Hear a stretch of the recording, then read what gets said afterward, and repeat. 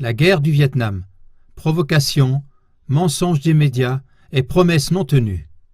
D'après une conférence du professeur Daniel Ganser. Le 28 mai 2018, l'historien suisse et chercheur sur la paix Daniel Ganser était à Hanovre. Il a parlé à environ 1000 personnes de la guerre du Vietnam de 1964 à 1975. Bien que cela se soit passé il y a de nombreuses années, les documents secrets aujourd'hui publiés et les photographies sans précédent de journalistes courageux montrent l'ampleur et l'horreur des guerres modernes. Le Vietnam est un bon exemple de la façon dont les guerres sont menées encore aujourd'hui, par des provocations, des intrigues, des mensonges médiatiques, des promesses non tenues et une image de soi erronée. Dans ce qui suit, Klagemoer.tv donne un bref résumé de la conférence qui a duré 2h30. Le conflit au Vietnam a commencé en 1945, lorsque l'indépendance a été déclarée au Vietnam sous Ho Chi Minh. La France, ancienne puissance coloniale, a alors tenté de ramener le pays sous son contrôle pendant la guerre dite d'Indochine, 1946-1954.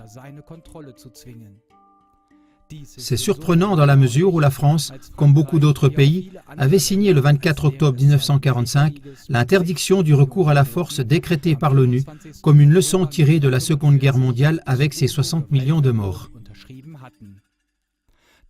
L'article 2 stipule: tous les membres doivent s'abstenir dans leurs relations internationales de tout recours à la menace ou à l'emploi de la force contraire à l'intégrité territoriale ou à l'indépendance politique d'un État ou incompatible d'une autre manière avec les buts des Nations Unies.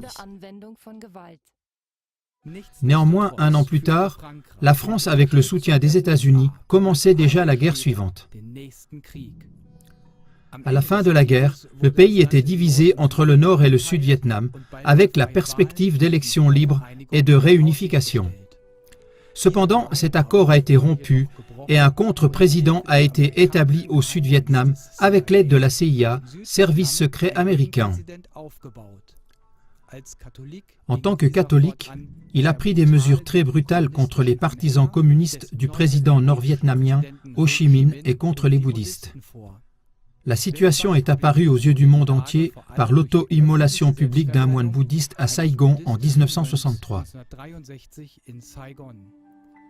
Le 2 novembre 1963, la CIA a assassiné son propre contre-président.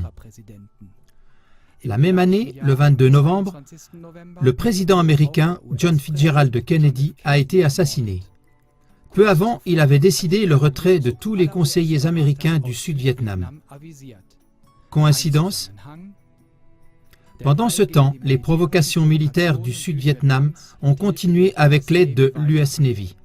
Le 2 août 1964, dans les eaux territoriales du Nord-Vietnam, dans le golfe du Tonkin, a eu lieu une petite bataille entre le navire de guerre USS Maddox et quelques hors-bords légèrement armés du Nord-Vietnam. Mais dans la nuit du 4 août, le nouveau président Johnson a annoncé que les États-Unis avaient été attaqués à plusieurs reprises ce jour-là et que pour assurer la paix, il devait riposter.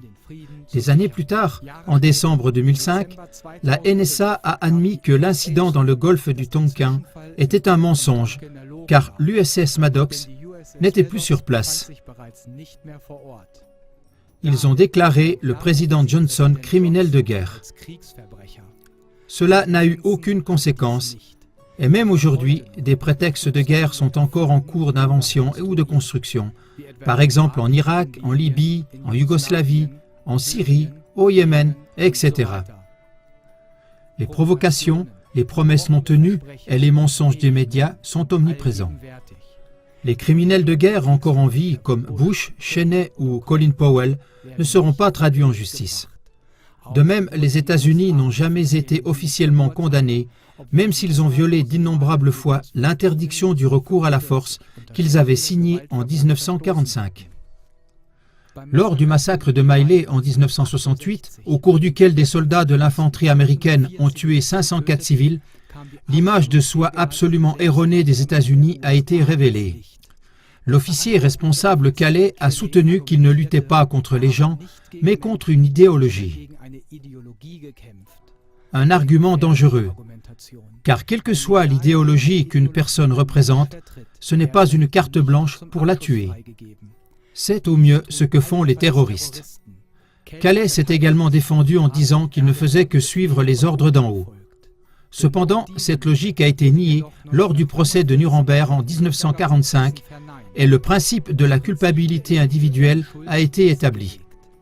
Cela montre que les États-Unis, à l'époque comme aujourd'hui, font 2 poids 2 mesures. Retour à 1964. Les médias ont répandu les mensonges de guerre du gouvernement américain et ont ainsi poussé les Américains sans méfiance dans une guerre dévastatrice. 3 millions de Vietnamiens et 58 000 soldats américains sont morts. Il y a eu des viols, des décapitations, des tortures, comme dans toute guerre. La particularité de cette guerre, c'est qu'à l'époque, les journalistes étrangers ont pu se déplacer librement et ont pu faire des photos authentiques de la guerre, comme on ne peut plus en voir aujourd'hui. Ou bien avons-nous déjà vu des photos d'Afghanistan ou d'Irak qui montrent les États-Unis et des pays de l'OTAN commettant des crimes de guerre? À cette époque, en tout cas, les États-Unis combattaient avec l'arme incendiaire au napalm, un mélange d'essence collant qui causait de graves brûlures, ainsi que l'agent défoliant orange qui a entraîné de très graves malformations dans les générations suivantes. Dans les années après la guerre, 400 000 autres Vietnamiens en sont morts. Comparaison avec aujourd'hui. Dans les guerres de l'OTAN de l'Irak à la Syrie, on ne voit pas dans les médias d'images des armes inhumaines comme l'uranium appauvri qui sont utilisées. Mais ce n'est pas tout. Les États-Unis ont également attaqué le Laos voisin en 1964 et largué 2 millions de tonnes de bombes. C'est l'équivalent d'un chargement d'avion toutes les 8 minutes pendant 9 ans.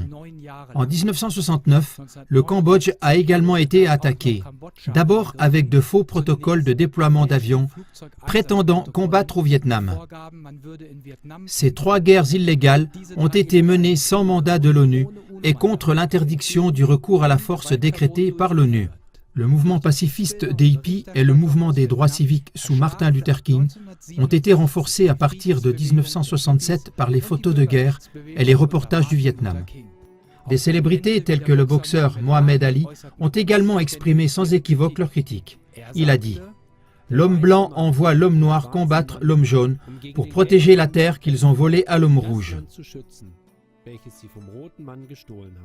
Finalement, les États-Unis ont donc dû négocier un traité de paix.